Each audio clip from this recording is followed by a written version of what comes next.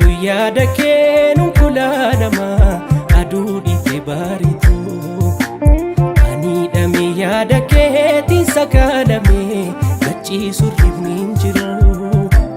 Namni hidhamee yaadamee si fannaanamee qalbii na haddaatiru. Soortuu qalbii koo simbosuu tume baddee yaadni koo fiigii kottume. Dhagaan gargar caabe deebeen fayyuu wal mararfannaa wal dhaban wayyuu. Seeda yaada kee gurdumeen ce'uu dadhabaa. Seeka kee dhabee gungumeen boqonnaa dhabaa. Yaadni kee barbaada naqee qalbii koo waadaa. Halkan hirribaa dammaqee tan si barbaada. Bakka fedhettuu daawwadhii beekoo si harkaa. Kolfa kan keetu madaqaa makoonaa fardaa. Ani kanaafan maraadhee qalbii koo dhabee. Kuttu sukkumii naaf dhidhiibii lafee cabee. Si malee anaaf addunyaa na fuula. Damma keechuu koo lapheensi fuula. Si malee anaaf addunyaa na fuula. Damma keechuu koo lapheensi na fuula. Saka sabrii koo furtuu onnee koo dawaa qaamaa fi qalbii. Kottu hafuura keen dharraa na baasi lubbuu koo furii darbii. Daddaba hiree koo qonnaaf qajeelchi surraa addunyaa koof ta'ii. Si fedha garaan koo atnaaf soroorsi daandii duraa koo ba'ii.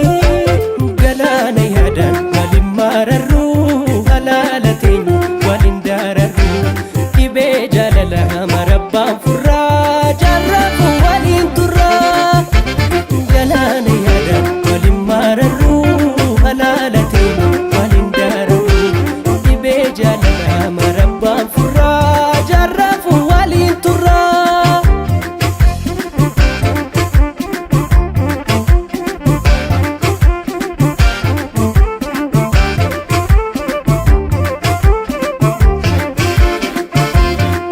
Falfalaan faalamee wala baaba'uu. Jibbi jaalalaan dhaalamee nu bira ga'uu. Markaba jaalalaa irratti mana jaarrannaa. Haala fuulaa tarkaanfannee gowwan jaalannaa.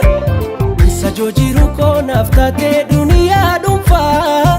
Gadoo hiree koo si toofee narraa urgufaa. Imala dheeraa si argachuuf duulan taasisu. Amburtee seeraa wareegaa mana baasisoo. Anu farjoomee si argachuun imaana. Nu waliif uumee waliin jiraanna. Anu farjoomee si argachuun imaana. Nu waliif uumee waliin jiraanna. Halkan manaa bakkoo si faana bulee subiin ka'ee jeeqamaa.